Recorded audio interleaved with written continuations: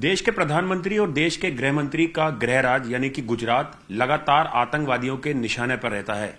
लेकिन Gujarat police, Gujarat ATS और सुरक्षा एजेंसियों की मुस्तैदी से साल 2008 के बाद गुजरात में कोई आतंकी धमाका नहीं हुआ है। और अगर आप आंकड़ों की बात करें तो साल 2023 से लेकर साल 2026 तक कई अलग अलग तंजीमों के पाकिस्तान प्रायोजित करीब 42 आतंकवादियों को गुजरात पुलिस की एटीएस गिरफ्तार कर चुकी है।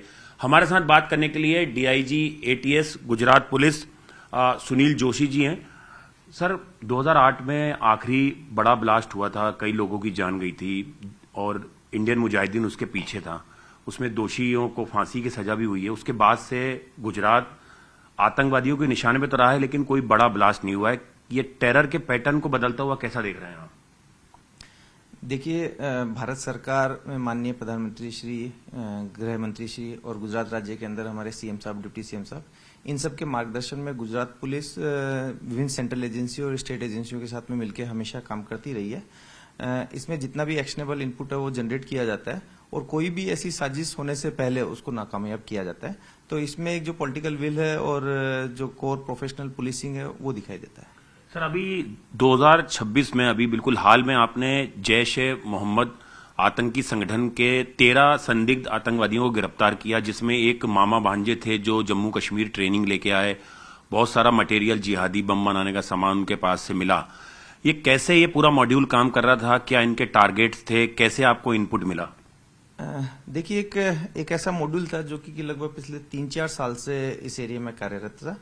ये बहुत सारे अलग अलग मदरसों में पढ़ने वाले स्टूडेंट्स और 1-2 मुफ्ती थे जो कि इनके पास में ऑफलेट बहुत सारा, जो मौलाना मसूद अजहर है उसका बहुत सारा जो लिटरेचर है, उसके जो स्पीचेज हैं, उन सब की कॉपीज आ गई थी और ये अपने ग्रुप्स के अंदर इनकी सर्कुलेट होती रहती थी। इससे इनका जो रेडिकुलेशन का लेवल है वो इस लेवल तक पहुंच गया था कि ये कुछ आतंकी घटना को अंजाम देने के बारे में विचार करने लगे थे। और इसी के परिणाम स्वरूप, इसी के फलस्वरूप इन लोगों ने जो ब्लास्ट के एक्सपेरिमेंट वगैरह भी करने चालू कर दिए थे। इसी दरमियान इस ग्रुप का एक जो छोटा सा भाग, जिसमें कि ये अहमद और इब्राहिम, जिन्हें आप मामा भांजा कह रहे हैं, ये रिलेशन में होते हैं, इनके कॉन्टेक्ट पाकिस्तान के जैश ए मोहम्मद के हैंडलर्स के साथ में हो गए, जिनको भी जब इन्होंने बताया कि इनके ग्रुप के पास में इस तरह की ब्लास्ट करने की इन्होंने एक्सपर्टीज ली है, उसके ऊपर एक काम कर रहे हैं, तो शायद उनका ज्यादा भरोसा इनके ऊपर आया और यहाँ पे इन्होंने जैश ए मोहम्मद की एक छोटी तंजीम की स्थापना की, जिसका नाम इन्होंने दारुल इस्लाम जैश ए मोहम्मद गुजरात नाम रखा। और जैश ए मोहम्मद के बिहाफ पे ये लोगों को दावत देने का काम चालू करने लगे। उनके पास से जो इनको फंड मिल रहा था, उस फंड से इन्होंने व्हीकल परचेज करना, घर किराए पे रखना जैसी गतिविधियां चालू की थी। परंतु इन लोगों के जैश ए मोहम्मद के हैंडलर के कॉन्टेक्ट में आने से बहुत पहले से, मतलब वो पिछले 3-4 साल से ये कंटिन्यूसली इस तरह की एक्टिविटीज कर ही रहे थे। सर, ये डेड ड्रॉप, एक ये नई मॉडल्स देखने में आई है हवाला के बाद। अब जो मनी ट्रेल है, ये कैसे काम करी थी? इसमें भी 3 लाख रुपए जो हैं इनको मिले गुजरात में एक जगह से, जिससे इन्होंने गाड़ी खरीदी, ये घर पे रेंट पे घर लेने वाले थे।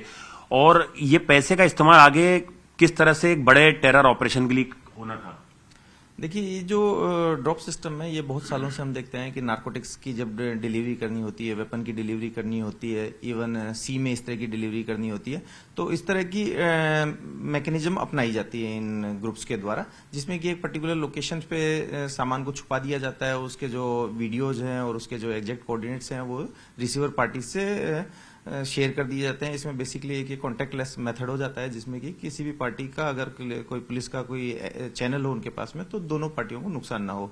तो इसी माध्यम से इन लोगों को पैसे की डिलीवरी हुई थी। सर, ये जो मामा भांजे 2 टेररिस्ट थे 13 में से, इन्होंने जेएंडके में ट्रेनिंग कितने दिन की ली थी? कौन वो हैंडलर था? वो क्या फॉरेन टेररिस्ट था? उसके बारे में क्या इनपुट्स मिले हैं? उसके बारे में, उसकी पहचान की कामगिरी के लिए हम लोग काम कर रहे हैं। इनके साथ में वडोदरा में भी इसी तरह के किसी एक व्यक्ति की मुलाकात हुई थी। इसके साथ में बहुत सारे लोग इनके साथ में जो ऑनलाइन संपर्क में थे। अभी ये केस की इन्वेस्टिगेशन अभी भी चालू ही है और इसमें हम जितने भी और लोग हैं उन लोगों को आइडेंटिफाई करने का काम कर रहे हैं। पाटन जिले का एक मदरसा संदिग्ध इसमें पाया गया है, जहां पर कि 3 संदिग्ध टेररिस्ट वहां पर पढ़ते थे और एक मौलाना जो मुफ्ती थे वो वहां पर पकड़े गए हैं। ये मदरसा कैसे सर इन लोगों को वहां पर मतलब जॉब दिया और क्या उनको कभी भनक नहीं लगी? वो पूरा ऑपरेशन कैसे आपने किया? देखिए, ये ज्यादातर बच्चे जो हैं वो दीनी तालीम ही इन लोगों ने ली हुई है। ये अलग अलग समय पे, जो दूसरे आरोपी हैं वो भी इस खड़ियासन के मदरसे में पढ़े हुए हैं। इसके अलावा भी अलग अलग सूरत में, नवसारी में, भरूच से भी मदरसे में पढ़ते स्टूडेंट्स को हमने पकड़ा है।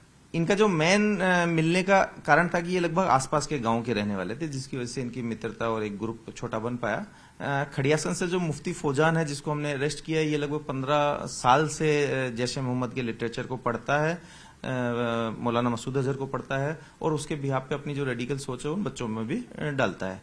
तो ये एक मेन सेंटर था जिसमें कि इस तरह से लड़कों को रेडिकलाइज किया जा रहा था। जो शेरा था सर, उसके घर से काफी लिटरेचर बरामद हुआ, काफी हार्डकोर 21 साल की लड़का था जो।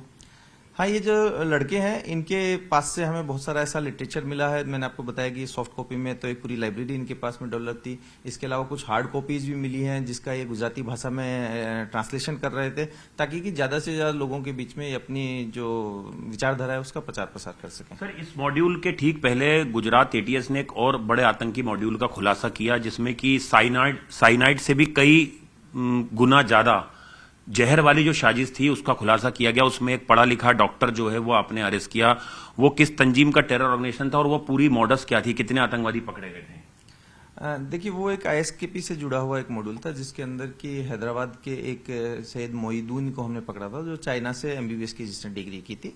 और वो एक काफी सोफिस्टिकेटेड मॉड्यूल था, जिसमें कि वो लोकल आमिर उसने अपने आप को डिक्लेयर किया था, उसके हैंडलर्स ने उसे वहां के लिए ये जिम्मेदारी सौंपी थी। इसी प्रक्रिया के तहत, क्योंकि आमिर होने के नाते उसे अपना पर्सनल सिक्योरिटी और अपने खास लोगों के को अगर अचानक जरूरत पड़ जाए तो वेपन की भी जरूरत थी, जिसमें हमने 2 दूसरे आरोपी थे जो यूपी से थे, आजाद और मोहम्मद सुहेल, उन दोनों की भी अरेस्ट की थी, जिन लोगों ने भारत पाकिस्तान बॉर्डर के एक जिले से, राजस्थान से वेपन पिक करके मोइनुद्दीन को दिए थे। इसके अंदर ये राइसिन बनाने के लिए इसने रॉ मटेरियल जो परचेज किया था, इसने मशीनरी जो परचेज की थी, जो प्रोसेस थी, उसके बारे में भी हमने एविडेंस कलेक्ट किए। और ये लगभग राइसिन की जो प्रेजेंस है वो फोरेंसिक की रिपोर्ट में भी आ गई है। एंड इसका सिर्फ लास्ट ही प्रोसेस उसको करना बाकी था, जो फिल्ट्रेशन का एक प्रोसेस होता है, उसके बाद से राइसिन तैयार हो जाता है। कैसे इससे टेरर अटैक करना था इनको सर? देखिए, राइसिन एक पॉइजन है। इसके बारे में मोइनुद्दीन जो था आरोपी, उसको उसके हैंडलर की तरफ से जो इंस्ट्रक्शन मिलना था, आइदर ये उसे खुद करना था या किसी और से करवाना था, ये जनरली अपने हैंडलर के इंस्ट्रक्शंस पे काम करने वाले थे।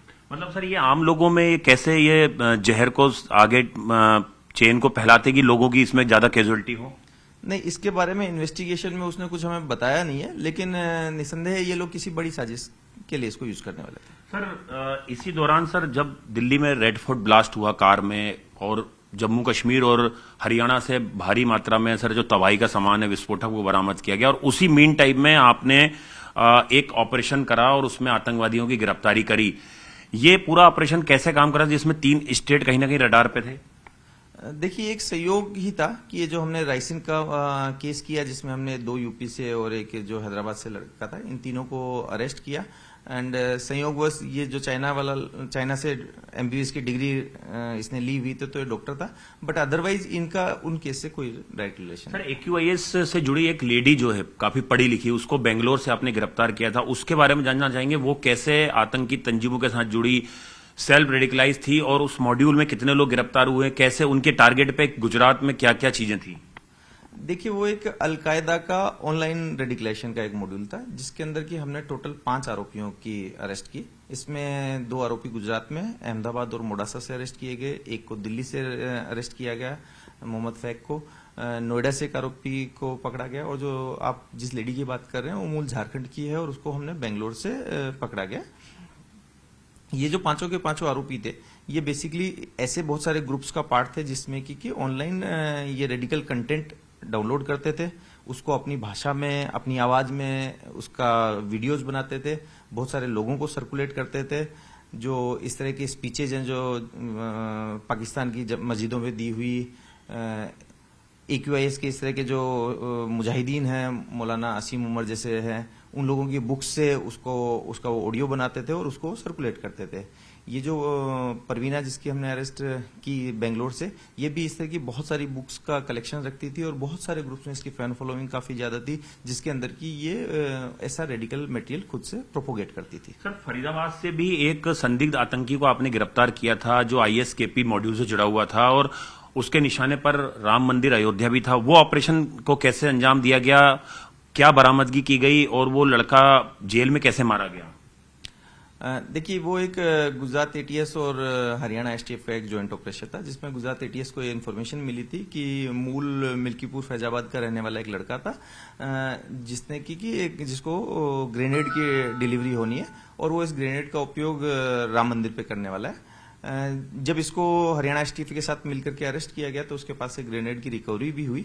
साथ ही साथ जब उसके घर का सर्च हरियाणा, गुजरात और यूपी पुलिस ने मिलकर के किया तो उसमें बहुत सारी ऐसी संवेदनशील वस्तुएं मिली, जैसे कि उसने राम मंदिर के जो रेकी की थी उसके बारे में उसने पोस्टर्स बनाए थे, बहुत सारे ऑडियो वीडियोस बनाए थे जिसमें किस तरह से कहाँ पे सिक्योरिटी डिप्लॉयमेंट है, किस तरीके से अंदर जाया जा सकता है, इस सब बारे में उसने काफी डिटेल से रेकी की थी। सर दिल्ली और यूपी भी टारगेट पे था, आरएसएस के हेडक्वार्टर दिल्ली का एक भीड़भाड़ वाला बाजार, वो अब क्या था प्लान? नहीं, इस पर्टिकुलर मॉड्यूल के अंदर इसने राम मंदिर की ही रेकी की थी, लेकिन कुछ दूसरे केसेस के अंदर हमने देखा है कि वो बहुत सारे इस तरह के संवेदनशील जो एस्टेब्लिशमेंट्स हैं उनकी रेकी की थी। जैसे कि पहले जो हमने रायसीन वाला केस किया उसमें जो यूपी से 2 लड़के अरेस्ट हुए थे, उन्होंने लखनऊ में, दिल्ली में, अहमदाबाद में कुछ सेंसिटिव प्लेसेस की रेकी की थी। सर आईएसआईएस जो आतंकी संगठन है उसके भी आपने 4 ऐसे लोगों को गिरफ्तार किया था जो श्रीलंका मूल के हैं, वो भारत में आए, क्या उनके प्लान थे, कैसे उन्होंने भारत में एंट्री करी और कैसे वो आईएसआई से जुड़े थे, गुजरात तक वो कैसे पहुंचे, क्या टारगेट थे उनके? देखिए, श्रीलंका के अंदर 2019 की जो ईस्टर बॉम्बिंग हुई थी उस टाइम पर वहां पे एक एंटी नेशनल तौहीद जमात करके एक रेडिकल मिलिट्री ऑर्गेनाइजेशन जैसा था जो कि आईएस की विचारधारा को वहां प्रचार प्रसार कर रहा था। ईस्टर बॉम्बिंग के बाद में इसको बैन कर दिया गया था। उसके बाद में बहुत सारे लोग आईएस की तरफ जुड़े, क्योंकि आईएस का आप जानते हैं कि ऑनलाइन इसका जो रेडिकलाइजेशन है, इसका जो प्रोपोगेंडा वीडियोज है वो बड़े ही कई लोगों को प्रभावित करते हैं। तो इसी के कारण ये जो चारों लोग थे ये भी उस ऑर्गेनाइजेशन से जुड़ गए। इन चारों लोगों की अगर हिस्ट्री पे देखेंगे तो ये बहुत सारे लोग जमात के मेंबर रहे हैं, ऑफलेट रेडिकल एक्टिविटीज में जुड़े हैं, इनको फंडिंग भी हुई है। इसके अंदर हमारे इन्वेस्टिगेशन में पाकिस्तान और कुछ बाहर बसे हुए श्रीलंका के ही आतंकी संगठनों से जुड़े हुए लोगों के भी लिंकेजेस मिले हैं। एंड ये लोगों का इंडिया में किसी आतंकी कार्रवाई को अंजाम देने के लिए इन्होंने यहाँ पे एक वेपन की रिकवरी लेनी थी, जिसमें हमने 3 वेपन भी इन लोगों के से रिकवर किए गए थे। सर 2026 में एक अलकायदा का मॉड्यूल आपने नवसारी वाला खोला था और एक जैश का, ये दोनों मॉड्यूल भी कैसे काम करे थे, कितने संदिग्ध आतंकवादियों को इसमें गिरफ्तार किया, क्या इनके टारगेट थे? देखिए, इन दोनों केसेस की जो मोरलेस है, जिसके अंदर हमने 3 अलग अलग आरोपियों को अरेस्ट किया था। इसमें जो रामपुर का रहने वाला फैजान था, उसने बहुत सारी घटनाओं को लेकर के एक टारगेट लिस्ट बना रखी थी, उसके लिए वेपन प्रोक्योर कर लिया था, गजवाए हिंद की स्थापना करना चाहते थे लोग, और वो टारगेट लिस्ट जी थी वो हमारे को उसके सोशल मीडिया अकाउंट से रिकवर भी हुई है और उसके लिए उसने वेपन भी प्रोक्योर कर लिया था। ये गजवत हिंद मॉड्यूल का भी आपने खुलासा किया था, वो कैसे गुजरात में एक्टिव हुआ सर? हाँ, ये बेसिकली थोड़ा सा लॉन वुल्फ जैसा ही था, जिसके अंदर की ये जो लोग ऑनलाइन रेडिकलाइज हो करके और साथ में कुछ ऐसे टारगेट्स को आइडेंटिफाई करके एंड साथ साथ में जो ये आईएस का हो, एक्यू का हो, अलग अलग जो कंटेंट है वो ले करके भारत में बड़े पैमाने पे आतंकवादी घटनाएं हो और गजवा हिंद की स्थापना हो, इस तरह का इन लोगों का टारगेट रहता था। सर 2008 की बात करें, जिसमें कि जो इंडियन मुजाहिदीन जो पूरे पैन इंडिया उस समय ब्लास्ट हुए भारत के अंदर कई राज्यों में, उसके बाद से गुजरात में सर कोई आतंकी धमाका नहीं हुआ है, ये एजेंसियों की मुस्तैदी है। सर पैटर्न कैसे बदल रहा है, उस समय की मनी ट्रेल, अब कैसे आतंकवादियों को फंडिंग हो रही है, और पहले जैसे सीमा पार से आतंकवादी आके हमले करते थे, अब भारत के ही लोगों को भारत के खिलाफ खड़ा किया जा रहा है, ये कितनी बड़ी चुनौती है? देखिए, सबसे बड़ा तो ये है कि इसमें भारत सरकार, राज्य सरकार और दोनों ही सरकारों की जो एजेंसीज है उनमें समन्वय बहुत ज्यादा बढ़ा है। कोई भी आतंकवादी संगठन है उसको प्रोएक्टिव तरीके से पहले ही रोक दिया जाता है। कोई भी अगर लॉन वुल्फ कहीं पे भी इस तरह के फुटप्रिंट दिखाई देते हैं कि ये किसी पाकिस्तान से या किसी बाहर के संगठन से जुड़ रहे हैं, इनका रेडिकुलेशन बढ़ रहा है, तो सरकार की नीति रही है कि ग्रेडेड पुलिस रेस्पॉन्स हो। अगर उसका किसी चीज में रोल नहीं है, सिर्फ वो थोड़ा सा कॉन्टेक्ट में आया है, तो हम उसे सिर्फ बाउंड डाउन करके काउंसलिंग करके भी जाने देते हैं। लेकिन एक लिमिट से ऊपर अगर उसका इन्वॉल्वमेंट होता है, प्रोसिक्यूटेबल होता है, क्रिमिनलिटी ऐसी नजर आती है, तो उसके ऊपर केस किए जाते हैं। तो एक समन्वित प्रयास जो किए जा रहे हैं उसकी वजह से देश में कोई भी ऐसी घटना नहीं हो पा रही है। सर फंडिंग का मेरा सवाल था, सर इनको फंडिंग कैसे मिल रही है सर? क्या रूट होते हैं जहां से इनके पास पैसा आ रहा है, और अभी आपके लिए बड़ी चुनौती क्या है सर टेरर से निपटने के लिए? देखिए, फंडिंग का अभी रिसेंट के केसेस में हमने जितनी बार देखा है कि हमने एस्पियोनेज के भी बहुत सारे केसेस किए हैं, जिसके अंदर की ये बहुत सारे साइबर क्राइम या बेटिंग या इस तरह के जो फ्रॉड्स होते हैं, जिसमें कि बैंक अकाउंट्स इनको मिल जाते हैं, इस तरह के बैंक अकाउंट से ट्रांसफर करते हैं, क्रिप्टो से जो ट्रांसफर किया जाता है, इसके बारे में भी देखे गए हैं। डेड ड्रॉप से भी पैसा इनके अपने एसेट्स को पहुंचाने का पैटर्न हमने देखा है। बहुत सारी चीजें हैं, बहुत सारी इनक्रिप्टेड चैट एप्लीकेशंस ये लोग यूज करते हैं। आपने देखा होगा, हमने जब बांग्लादेश के AQIS से जुड़े हुए आरोपी पकड़े थे, तो एक पर्टिकुलर एप्लीकेशन थी कन्वर्सेशन, उसका उपयोग करते थे। पैसे का ट्रांसफर B कैश करके एक एप्लीकेशन होती है, उससे के थ्रू किया जाता था। तो जो टेक्नोलॉजिकल चैलेंजेज है वो सभी एजेंसियां मिलकर उसको पकड़ती हैं, क्रैक करती हैं, लेकिन वो लोग किसी दूसरी चीज पे शिफ्ट हो जाते हैं। बट एजेंसियां भी उनके साथ साथ ही कंटिन्यूसली अपना एनरिचमेंट है, डेवलपमेंट है, अपना जो स्किल सेट है, अपनी जो कैपेसिटीज है, उसको बढ़ाते जा रहे हैं। और उसके लिए जितनी भी सेंट्रल एजेंसीज हैं, जो केंद्रीय गुप्तचर एजेंसीज हैं, NIA है, ये सब लोग मिलकर के काम करते हैं। सर, जब ऑपरेशन सिंदूर हुआ तो जो जैश और लश्कर के हेडक्वार्टर थे पाकिस्तान में, जिसमें जैश का हेडक्वार्टर बहावलपुर में था, मरकज सुबहान अल्लाह, उसको बड़ी तबाही भारत की एजेंसी ने पहुंचाई। और उसके बाद से मौलाना मसूद अजहर कई बार कोशिश कर चुका है बौखला के कि भारत में कोई बड़ा टेरर अटैक किया जाए। अभी आपने जो 13 लोग पकड़े, उसमें 2 लोग सीधे टॉप लीडरशिप से बात कर रहे थे। वो कैसे बात करते थे? कौन वो शख्स था? वो टॉप लीडरशिप क्या थी मरकज सुबहान अल्लाह की, जो IP आई है वहां की? देखिए, वो अभी थोड़ा हमारा इन्वेस्टिगेशन का विषय है, लेकिन इन लोगों के स्टेटमेंट और जो हमारे पास में टेली सेलेक्टर्स की डिटेल्स आई है, उसके अनुसार ये लोग पाकिस्तान के हैंडलर के डायरेक्ट कांटेक्ट में थे। जिस तरह का इन लोगों को बताया गया, जिस तरह की इनको कभी कभी कॉल्स कराए गए, तो वो इन लोगों को कन्विक्शन था कि वो किसी बड़े आदमी से वहां कनेक्टेड है। सर, पंजाब की अगर बात करें तो पाकिस्तान बॉर्डर लगा हुआ है और खालिस्तान आतंकवाद एक बड़ी चुनौती है, न केवल पंजाब, आसपास के राज्यों के लिए भी। हमने देख भी रहे हैं सर किस तरह से पैटर्न वाइज लगातार धमाके हो रहे हैं पंजाब में, हरियाणा में। गुजरात पुलिस के क्या इनपुट्स हैं और क्या खालिस्तानी फुटप्रिंट गुजरात में भी देखे गए हैं, या उनको मिलने की संभावना को देखते हुए आप लोग क्या कार्रवाई कर रहे हैं? देखिए, 90s में एक बड़ा फेमस केस हुआ था लाल सिंह मंजीत सिंह वाला, जिसके अंदर की खालिस्तानी और सिमी के नेटवर्क का गुजरात में भी केस हुए हैं। उस नेटवर्क के मार्फत यहाँ पे वेपन्स भी आए हैं। अभी भी न केवल खालिस्तान, कोई भी ऑर्गेनाइज क्राइम ग्रुप हो, किसी भी तरह की के टेरर ग्रुप हो या फिर कोई ऑर्गेनाइज क्राइम नेटवर्क्स हो, इनके ऊपर गुजरात पुलिस जो है वो सेंट्रल एजेंसीज के साथ मिलकर के, कोई भी स्टेट है उस स्टेट की पुलिस, उस स्टेट की जो स्पेशलाइज्ड एजेंसीज हैं, उन सब के साथ मिलकर के एक समन्वित प्रयास करती रहती है।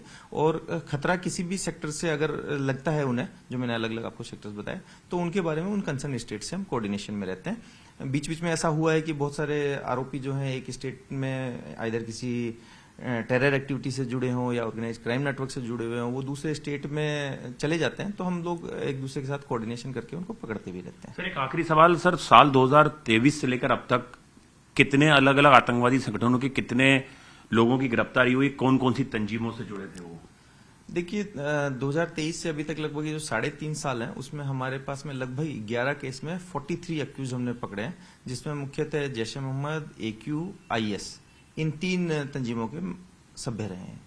तो ये थे DIG ATS गुजरात पुलिस, जिन्होंने बताया कि कैसे अब तक करीबन 40 से ज्यादा संदिग्ध आतंकवादियों की गिरफ्तारी गुजरात से हुई है। काफी कैश, हथियार जो है वो इनके पास से बरामद हुआ है, जिहादी लिटरेचर बरामद हुआ है, और गुजरात में बड़ी आतंकी साजिश को लगातार रोकने के लिए जो गुजरात ATS है और जो सेंट्रल एजेंसियां हैं वो काम कर रही हैं।